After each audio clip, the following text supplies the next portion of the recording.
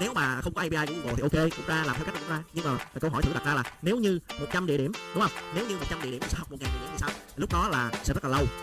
Nên là em đi lên cái chỗ ma trận á, mấy cái con số 180 rồi 1240 á, thấy ma trận không? Đúng. Rồi thì ngay chỗ này, thay vì các mã địa điểm là 1 2 3 4 tới 7 đúng không? Thì anh đặt là địa chỉ luôn.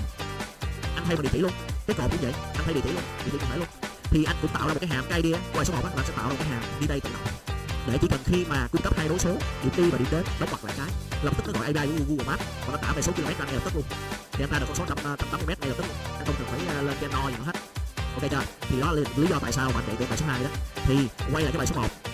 Qua cái buổi số 1 thì anh sẽ dạy tụi em ha. Mình sẽ ứng dụng các cái bước như nào, lấy API Google Maps như nào để mà ra được này, là gần như là tụi em đã có trong tay một cái công cụ và hiểu bản chất của những cái bài toán tối ưu đường đi rồi đó. Ok chưa? Clear chưa? Clear bài 2 bài 1 chưa? Hiểu cặn kẽ từng cái chưa?